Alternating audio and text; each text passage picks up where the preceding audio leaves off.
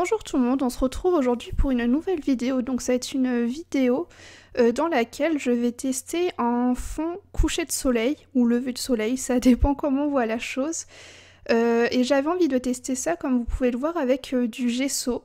Tout simplement parce que j'avais déjà testé ce matériel sur un coloriage avant et que je me disais que ça pouvait être une bonne idée de tester ça avec vous en vidéo.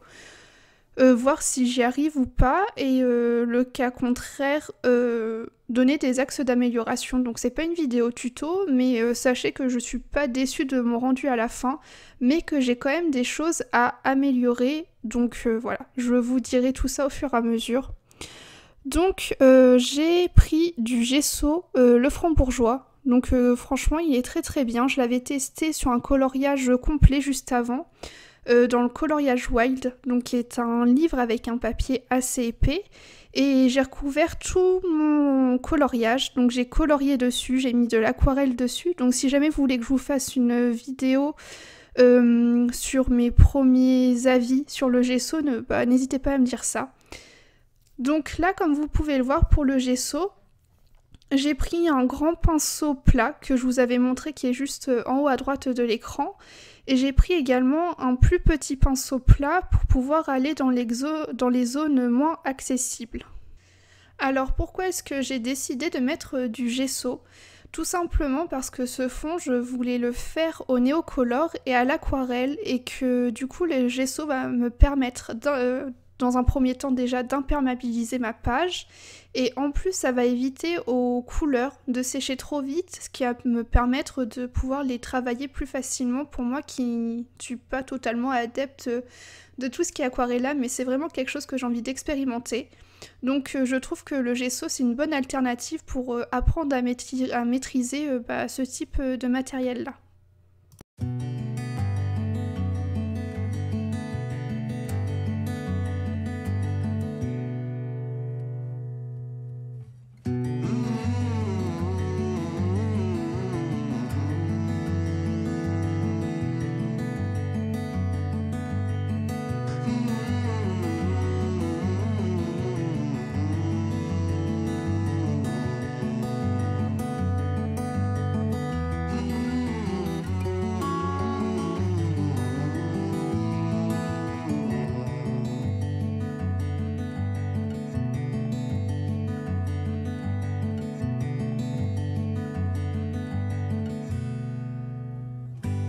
Donc voilà, j'ai fait ma première couche que j'ai laissée sécher, et donc là j'ai décidé de faire une seconde couche.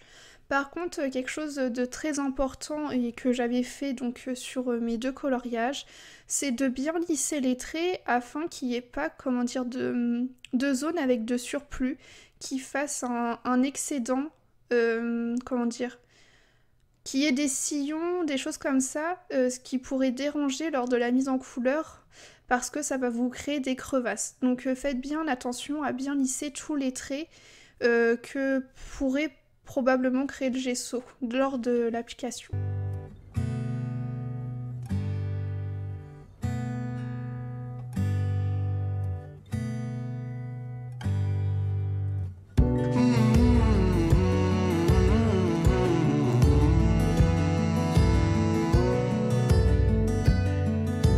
Donc voilà, mon application de gesso pour le fond est terminée.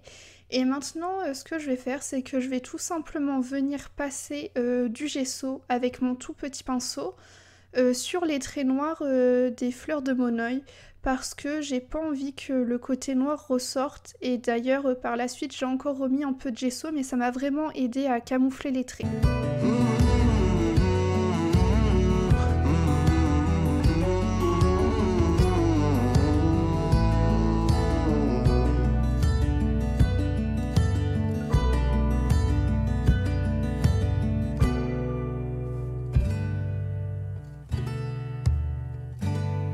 Donc voilà, maintenant que le gesso est sec, je vais pouvoir procéder à la mise en couleur de tout ce qui va être aquarellable. Donc je vais commencer par les Neocolor 2. Donc vous avez vu, j'ai une boîte de 15 et je me suis également munie d'une petite palette d'aquarelle Van Gogh. C'est ce que j'avais sous la main. Donc voilà, j'ai essayé de faire avec, on va dire, peu de matériel.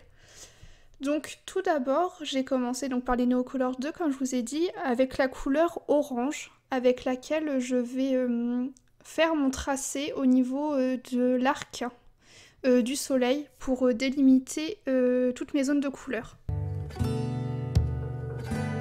Par la suite, je viens prendre la couleur jaune pour venir remplir partiellement le soleil parce que du coup je vais laisser une zone blanche pour vraiment donner cette impression de lumière. Et comme vous pouvez voir, j'hésite vraiment pas à mettre de la matière et à mélanger mes couleurs également. Par la suite, je viens prendre mon blanc pour venir fondre les couleurs et éclaircir le bas du soleil. Ensuite, je reprends mon orange pour revenir sur le trait noir du soleil et je vais également venir déborder à l'extérieur pour commencer à faire mon dégradé coucher de soleil. Je prends ensuite la couleur vermillon et je procède de la même façon en faisant un dégradé, en venant un peu sur la couleur précédente et en mettant un peu plus de pression.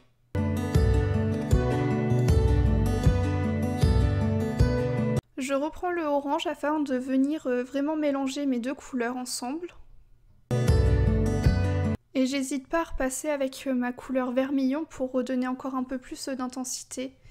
Parce que je trouvais que lors du premier passage j'étais un peu timide. Donc je préfère y aller doucement mais sûrement. Ensuite je prends la couleur écarlate et je procède exactement de la même façon. En faisant mon dégradé. Je prends ensuite la couleur pourpre.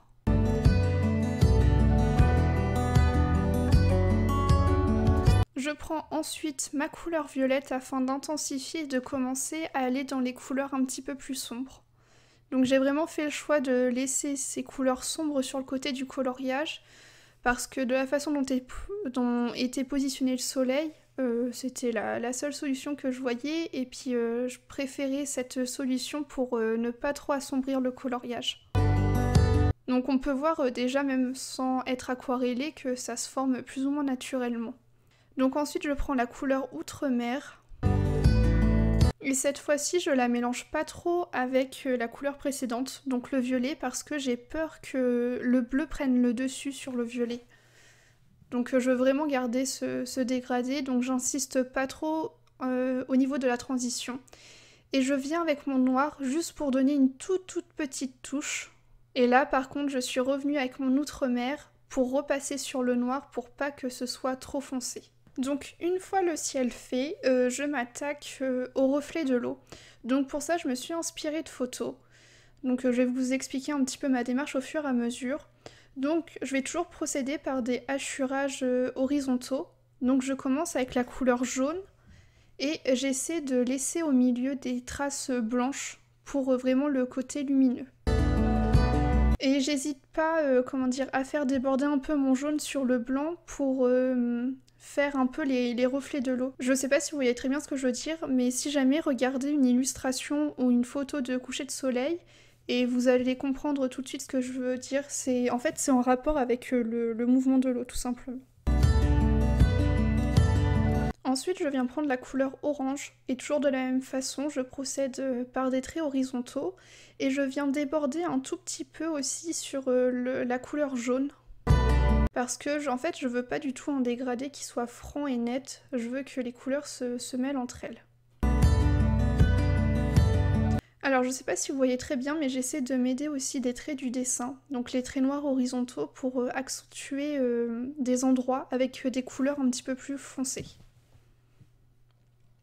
Ensuite je prends la couleur vermillon, et donc toujours de la même façon, en fait je reprends exactement les mêmes couleurs que dans le ciel, et je procède à des hachurages horizontaux. Donc je vous laisse le reste en accéléré pour le moment, et puis je vous reprends juste après.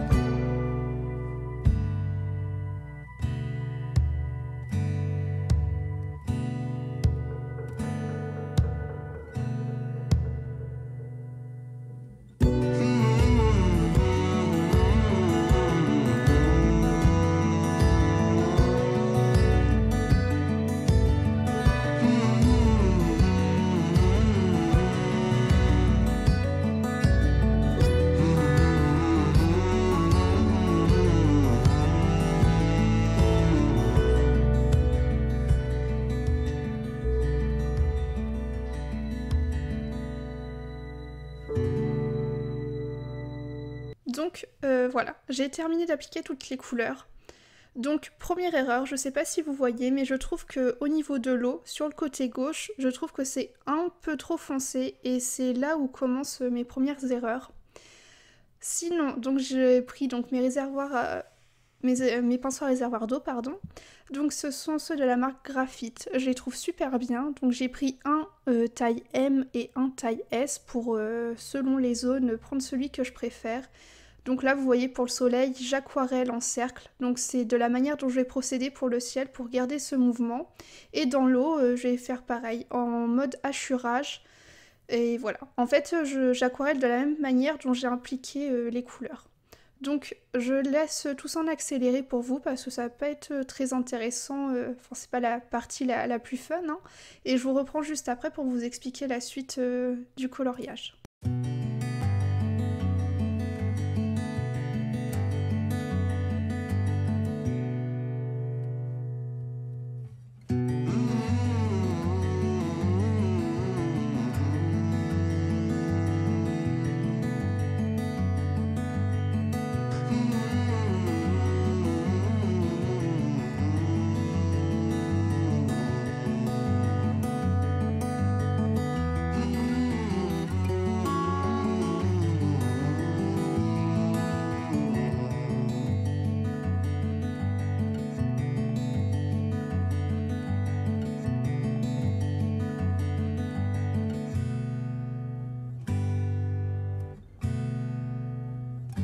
Donc voilà, maintenant j'ai terminé d'aquareller les néocolores et je viens prendre des pinceaux à aquarelle de la marque Lagune.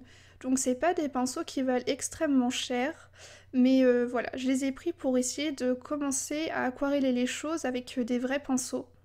Donc là j'ai pris le plus petit. Et donc voilà, je me munis de ma palette d'aquarelle Van Gogh. Donc bon, je vais pas vous faire un tuto là sur les couleurs que j'ai utilisées, sachez juste que j'essaie de reproduire à peu près les mêmes couleurs que j'avais dans mes néocolores pour pouvoir tout simplement intensifier les couleurs. Alors voilà, je vous reprends un petit peu là pour parler de cette technique de repasser de l'aquarelle par-dessus les néocolores. Je trouve que c'est pas trop mal parce que effectivement, je pense que vous avez pu le voir, ça m'a permis d'intensifier les couleurs et de mélanger certaines couleurs qui n'étaient pas très bien mélangées. Seul bémol, je pense que vous l'avez vu à la fin, du côté où c'est très rouge dans mon eau, je me suis trompée, hein, j'ai fait une tache bleue et du coup c'est ça qui m'a un peu gênée sur mon coloriage, c'est que bah du coup ça m'a un petit peu gâché la chose et je trouve que de mettre trop de couleurs foncées dans l'eau ça va pas trop, alors c'est peut-être moi, je sais pas, mais moi en tout cas c'est pas quelque chose qui m'a plu, donc voilà. Je pense qu'il faut faire très attention et mieux vaut y aller petit peu par petit peu, quitte à foncer au fur et à mesure. En tout cas, voilà, sachez que c'est quelque chose que j'ai pu essayer de récupérer en partie. En fait, j'avais laissé mon coloriage sécher et le jour d'après, j'ai repassé du néocolore rouge par-dessus. Donc j'ai essayé de rattraper un petit peu la chose, ça n'a pas été simple. Ça se voit encore que c'est un petit peu plus foncé, mais bon, c'est toujours mieux. Donc surtout attention à ce genre de choses si jamais vous voulez essayer de reproduire ça. En tout cas, voilà, c'est la fin de cette vidéo et j'ai été très contente de tester tout ça avec vous en vidéo. Donc voilà, ça me permet aussi moi de regarder de nouveau mes gestes, voir ce qui va pas. Donc c'est pas un tuto, mais j'en suis pas totalement déçue. Donc peut-être que je réessayerai et que pour ce coup, ce sera vraiment un tuto. En tout cas, j'ai essayé de faire ça avec un minimum de matériel pour que tout le monde puisse le reproduire facilement. Donc voilà, j'espère que ce type de vidéo vous plaît. Et voilà, j'espère que vous avez trouvé ça sympa, etc. Donc n'hésitez pas aussi à me dire si vous voulez un retour sur les gesso. Donc voilà, moi je vous dis à bientôt dans une prochaine vidéo.